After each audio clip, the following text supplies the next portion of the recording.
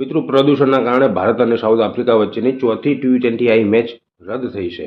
મિત્રો, મેચ રદ થઈ એ નવાઈની વાત નથી. નવાઈની વાત એ છે કે પ્રદૂષણના કારણે મેચ રદ થઈ છે. વરસાદના કારણે મેચો રદ થતા જોઈ છે.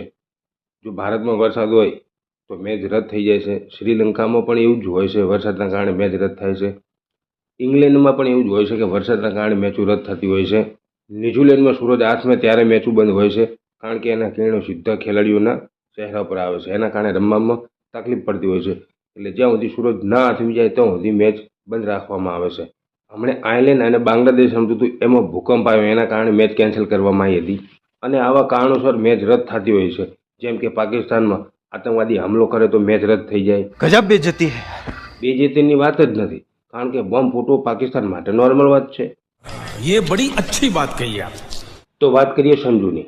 સંજુના કિસ્મત જ ખરાબ છે, કારણ કે ચોથી મેચમાં ગિલની જગ્યાએ સંજુને રમાડવાનો હતો અને રમવાનો હતો. સંજુ રમવાનો હતો, એ પ્રદૂષણને ના ગમ્યું અને મેચ રદ થઈ.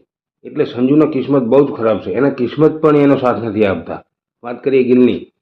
સૂત્રોના હવાલેથી જાણવા મળી રહ્યું છે કે ગિલ ઇજાના કારણે બહાર થઈ ગયા છે અને T20 વર્લ્ડ કપમાંથી પણ બહાર થઈ જાય એમ છે. અને જો સુમન ગિલ રૂલ્ડ આઉટ થઈ ગયા તો સંજુને પૂરેપૂરો મોકો મળશે વર્લ્ડ કપ ખેલવાનો.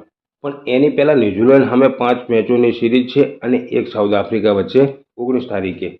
આ 6 મેચોમાં સંજુને મોકો મળે અને સંજુ સારું પ્રદર્શન કરે તો T20 વર્લ્ડ કપમાં સંજુનું સ્થાન પાક્કું ઓપનિંગ તરીકે. જો ગિલ નહીં હોય તો, અને જો ગિલ ફિટ થઈ ગયા તો વર્લ્ડ કપમાં ઓપનિંગ સુમન ગિલ જ કરશે. સંજુને એમને એમ પાછા બાર બેહારી રાખશે. મેં તમને પહેલાં પણ કીધું હતું કે સંજુને મોકો મળે છે તો ફક્ત એક જ મેચ માટે મળે છે. એમાં એક મેચમાં એને શું જજ કરી શકો? બસ ફરક એટલો છે કે આ વખતે એમને 2 મેચ આપી, પણ એક પ્રદૂષણના કારણે મેચ રદ થઈ ગઈ અને 19 તારીખે એક મેચ છે.